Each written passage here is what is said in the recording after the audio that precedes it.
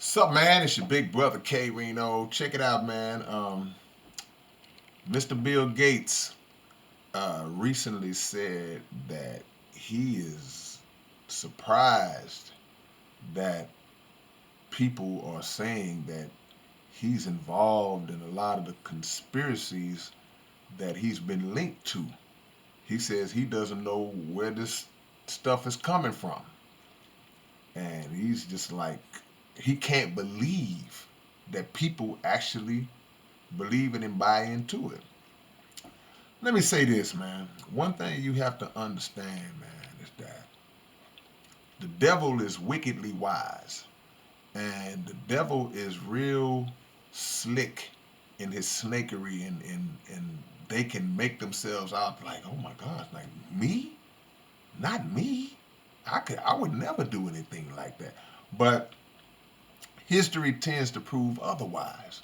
Now, Bill Gates is um, whether he would admit it or not, or maybe whether those who support him would admit it or not, he is a strong advocate of population control, or what I guess I would say depopulation. Same thing.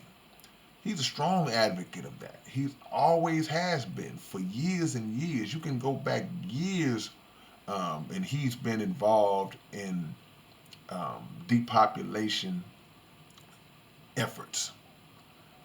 Him and his other billionaire friends, they've always had this thing where they look at the planet being overpopulated to 9 billion people by this particular year and somewhere down the line, and they feel as though, or he feels as though, or they feel as though it's their duty or their right to be the ones to chop that population down. He's always been an advocate of vaccines.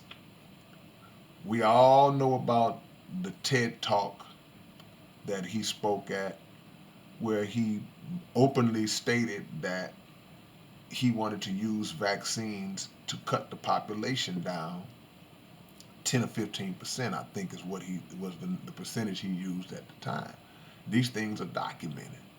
Um, he and his wife Belinda have always had interest in Africa, going to Africa under the guise of humanitarian efforts, under the guise of philanthropy and vaccinating black African people. They have shifted their focus to America to vaccinate black people here in America with the COVID-19 vaccine.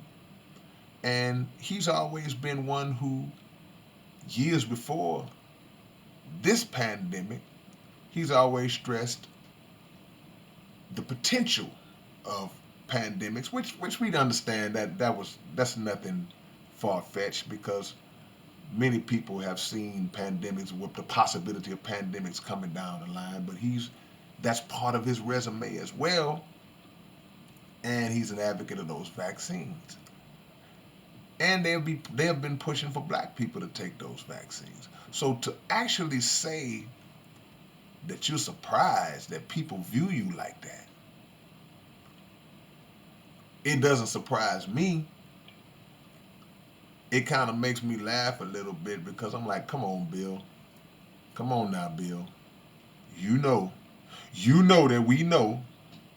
But I guess in that situation, you got to try to deny it, deflect it. If you're not going to defend it, you're going to deny it and deflect it. This guy is a billionaire whose power and arrogance has consumed him and his wife in such a way, and others like him in such a way, that they feel as though that decision falls on their hands. But it's deeper than that, because they're not just talking about America. They're talking about the world's population, and that they target a lot of countries where darker people live.